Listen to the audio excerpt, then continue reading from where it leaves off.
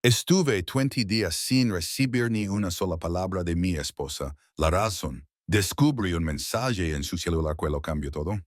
Pero lo que hice después de ello a todos sin palabras. Cuando Pedro conoció a Camila. Trabajaban en el mismo mercado en Guadalajara. Él vendía pan dulce. Ella atendía un puesto de frutas con su mamá. Al principio, lo suyo fue una amistad de esas que crecen sin prisa. Charlas entre puestos. Bromas inocentes y café compartido los sábados antes de abrir. Nadie apostaba mucho por ellos. Pero en menos de un año vivían juntos y, poco después, abrieron una panadería con un pequeño préstamo del papá de Pedro. Durante años parecían un equipo. Pedro madrugaba para amasar el pan. Camila se encargaba de la caja y de las redes sociales del negocio. Entre el trabajo y los niños, no había mucho espacio para el romance, pero Pedro siempre creyó que eso era normal. A veces discutían, sí, pero nada fuera de lo común, o eso pensaba él. Todo empezó a cambiar de forma sutil. Camila comenzó a salir más con sus amigas. Algo que Pedro alentaba porque confiaba en ella. Necesitas tiempo para ti, le decía. Él prefería quedarse con los niños, ver el fútbol o preparar cosas nuevas para vender. Pero con el tiempo, notó pequeños detalles que lo incomodaban. El celular siempre boca abajo, la sonrisa inmediata al ver una notificación, la impaciencia cuando él intentaba hablar. Una noche de llueves. Pedro llegó más temprano de lo habitual. La panadería había quedado por una falla eléctrica y él pensó en aprovechar para cenar en casa. Al entrar, escuchó la ducha correr. Sobre la mesa, el celular de Camila vibró varias veces seguidas. Pedro no tenía la costumbre de revisar su teléfono, pero ese día algo lo empujó a hacerlo. Una notificación en la pantalla decía, ¿te gustó lo de anoche? Me muero por repetirlo. Pedro sintió un escalofrío. No necesitaba saber más para entender lo que estaba pasando. Cerró el celular con calma y se sentó en la sala como si nada. No grito. No reclamo. No pregunto. Solo respiro hondo y se quedó allí, mirando fijamente el punto donde la pared se encontraba con el techo, como si buscara respuestas en ese ángulo. Esa noche durmió junto a ella, no mencionó el mensaje, tampoco al día siguiente, ni el que siguió. Pasaron los días y Pedro mantuvo la rutina como si todo estuviera bien. Preparaba el pan, recogía a los niños. Hablaba con los clientes. Pero en su cabeza ya no vivía en el presente. Se había convertido en espectador de su propio matrimonio, mirando con atención cada gesto, cada excusa, cada mirada de Camila al celular. Instaló cámaras en la panadería. Y también en casa con la excusa de que habían robado en un local cercano. Le puso rastreo al teléfono, sin que ella lo supiera. No para buscar venganza, sino para confirmar lo que ella sospechaba. Camila tenía otra vida. Una que no incluía a su esposo ni a sus hijos. La información no tardó en llegar. Mensajes, ubicaciones, fotos. Pedro tenía pruebas suficientes para armar una novela. Pero no las usó, todavía. Él sabía que la peor forma de castigar una traición no era con gritos, ni con lágrimas, sino con la verdad expuesta en el momento preciso. Y Pedro, paciente como era, sabía esperar. En el día 20, Pedro ya lo tenía todo preparado. Solo necesitaba un pretexto, un momento, un escenario. Y ese día legó de la forma más irónica posible el aniversario de bodas de sus padres. Una comida familiar. Todos reunidos. La ocasión perfecta para decir lo que había estado guardando en silencio. Y ver por fin la reacción de Camila cuando el teatro se le viniera abajo frente a todos. Los días que siguieron al descubrimiento fueron una mezcla de rutina y vigilancia. Pedro no era un hombre impulsivo, y aunque su mundo se había tambaleado, no iba a romperlo todo de golpe. Sabía que para actuar con justicia, primero debía comprender la dimensión completa de la traición. Camila, por su parte, parecía cada vez más tranquila. Ya no evitaba tanto la mirada de Pedro, como si el peso de su secreto hubiera disminuido. Salía más seguido, con excusas que empezaban a parecer automáticas. Voy con Adriana. La reunión se alargó. Mi prima necesitaba que la acompañara. Pedro asentía sin hacer preguntas. Anotaba la hora. Revisaba el GPS desde su celular. Cada mentira tenía una coordenada. Uno de esos días. Pedro vio que Camila estuvo estacionada durante casi 3 horas frente a un edificio de departamentos en la colonia americana. El nombre del contacto con quien más chateaba aparecía como sí, en las imágenes de la cámara del pasillo. Una figura masculina había entrado a su casa durante una de sus supuestas tardes de compras con su hermana. Pedro no necesitaba más pruebas, pero las siguió recopilando, no por venganza, sino por estrategia. Si todo iba a salir a la luz, tenía que hacerlo en el momento justo. Y ese momento se acercaba. El aniversario número 40 de los padres de Pedro se celebraría ese sábado. Era tradición organizar una comida familiar en la casa de campo de los abuelos. Todos asistirían, hermanos, primos, cuñados. Camila, como cada año, ya había preparado su ensalada favorita y encargado un pastel. Fingía normalidad con una destreza que a Pedro le helaba la sangre. Pero lo que ella no sabía era que Pedro ya tenía todo preparado. Había convertido los mensajes y las ubicaciones del GPS. Una presentación clara y directa. Nada de discursos, nada de drama, solo hechos. La noche antes de la comida, Pedro se quedó despierto hasta tarde, revisando una vez más cada archivo, cada fotografía, cada conversación.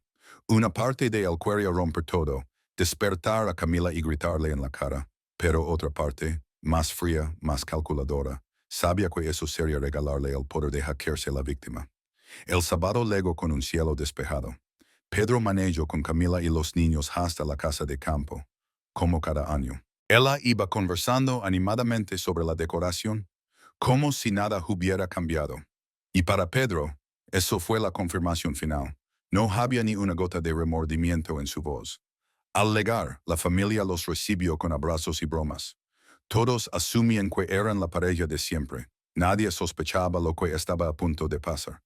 Pedro saludó con cariño a sus padres, ayudó a instalar las mesas, conversó con sus cuñados, como si también no fuera el mismo de siempre. La comida transcurrió sin incidentes.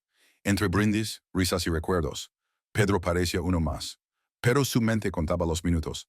A las 3 p.m., justo cuando todos ya habían comido y estaban relajados, Pedro se puso de pie. Su padre se preparaba para dar un pequeño discurso de agradecimiento, pero Pedro le pidió la palabra antes. Solo quiero decir unas palabras rápidas antes del brindis, dijo, tomando el control del televisor conectado al proyector. Todos guardaron silencio. Camila lo miró con curiosidad, sin preocuparse. Pero cuando Pedro conectó su celular y en la pantalla apareció una serie de mensajes con su nombre, su expresión cambió. Hoy celebramos el amor verdadero, el compromiso real, la lealtad de toda una vida. Y creo que es un buen momento para recordar que esos valores no siempre están presentes. Incluso cuando uno cree que sí, dijo con voz firme. El primer mensaje apareció en pantalla. De gusto lo de anoche. Después una foto de Camila en el asiento del copiloto de un auto que no era de la familia. Luego las ubicaciones, visitas frecuentes al mismo edificio. Finalmente, capturas de conversaciones donde hablaban de escaparse juntos, de no aguantar mucho más. Camila se puso de pie de inmediato. ¿Qué estás haciendo, Pedro? Pero él no respondió. Solo giró la pantalla para mostrar una última imagen.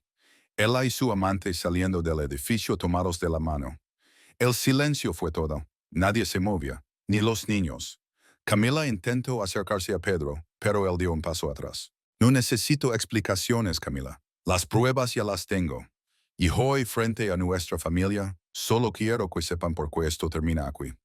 Del bolsillo sacó un sobre. Estos son los papeles del divorcio. Ya están firmados. Puedes quedarte con lo que has construido.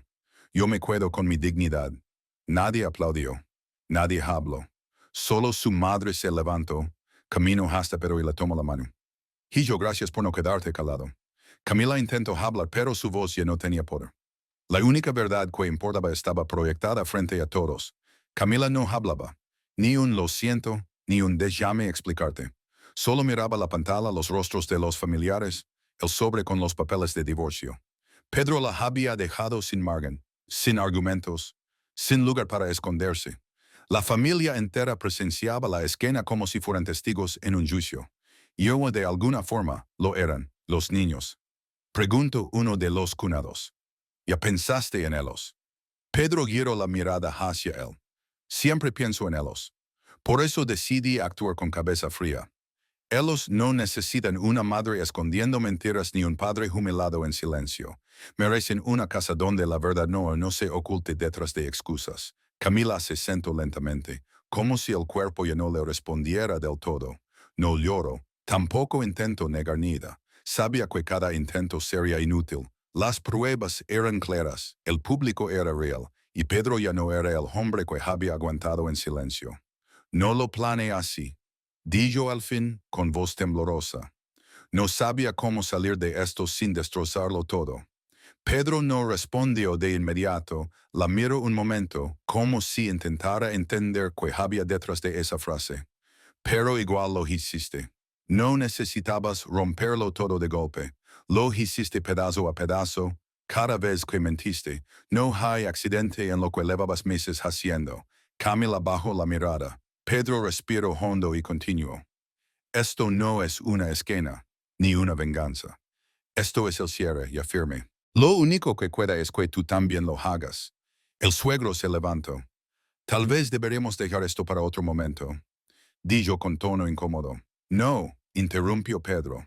Este era el momento. Aquí, frente a todos, para que no haya dudas ni rumores. No tengo nada que ocultar y tampoco pienso cargar con culpas que no me corresponden. Tomo el proyector y lo apago. Todo había sido dicho. Todo había sido visto. Se acercó a sus padres, los abrazó con fuerza. Luego fue con sus hijos, que estaban sentados al fondo con sus primos. Les habló con la calma que solo alguien que ha procesado su dolor puede tener. Mamá y papá van a vivir en casas diferentes. Pero eso no significa que dejamos de quererte. Nada de esto es tu culpa, sí. Ambos niños asintieron, confundidos, pero tranquilos al ver que su padre no gritaba, no lloraba, no culpaba. Camila seguía sentada, inmóvil, con los papeles frente a ella. Alguien le ofreció una pluma. La tomó, pero no firmó. ¿De verdad esto es lo que quieres, Pedro? Lo que quiero ya no existe. Tú lo rompiste. Esto es lo que necesito. Para mí, para nuestros hijos. Camila firmó, en silencio. Entregó los papeles sin mirarlo y salió de la sala lentamente, como quien recoge los restos de algo que ya no tiene forma. Nadie la siguió. Pedro, en cambio, se quedó. Ayudó a limpiar, agradeció a cada familiar por estar presente, se aseguró de que sus hijos tuvieran con quien cuidarse esa noche. Cuando todo terminó y la casa quedó en silencio, se sentó en el porche con su padre. Ninguno habló durante varios minutos. Fuiste valiente, hijo, dijo el padre finalmente. No todos lo habrían manejado así. Pedro asintió sin sonreír. No me siento valiente, solo, cansado, pero libre. Eso es más que suficiente por ahora. La noche cayó sobre la casa. Pedro sabía que la parte más difícil apenas comenzaba. Reconstruirse, pero también sabía algo más.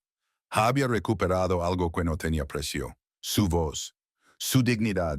Y esa noche, por primera vez en mucho tiempo, durmió en paz. Camila se mudó a un departamento pequeño al otro lado de la ciudad. Pedro se quedó en la casa familiar con los niños. La separación legal avanzó rápido. No hubo disputas por los bienes. Pedro no pidió más de lo justo. Ella se quedó con el coche, sus cuentas personales y algunos muebles. Él conservó la casa y la panadería. No buscaba castigarla. Solo quería cerrar el capítulo con dignidad. Los primeros días fueron extraños. Los niños preguntaban por su madre cada noche, y Pedro se esforzaba por no hablar mal de ella. Nunca dijo una sola palabra de odio frente a sus hijos. Si preguntaban por qué no vivía con ellos, respondía con honestidad simple. Papá y mamá ya no se jacen bien, pero siempre te vamos a querer. La panadería se convirtió en más que un trabajo. Era refugio, rutina, sentido. Pedro empezó a abrir una hora antes, y aquella una hora después, no para ganar más, sino para mantenerse ocupado. La comunidad, sin pedir detalles, mostró su apoyo. Los clientes de siempre, los vecinos, incluso personas que solo lo conocían de vista, comenzaron a llenar el local. Un sábado por la mañana, un cliente habitual le dejó un sobre con una nota. ¿Y quienes creen en el respeto? Aquí seguimos, don Pedro. Dentro había una tarjeta de regalo de supermercado y un dibujo hecho por un niño que decía: el mejor pan del mundo. Aquel gesto sencillo le tocó más que cualquier discurso. Camila, por otro lado, parecía confundida con su nueva libertad. Las fotos con su amante se detuvieron. Las redes sociales pasaron de publicaciones alegres a frases de autoayuda. Pedro no la espiaba, pero los comentarios llegaban.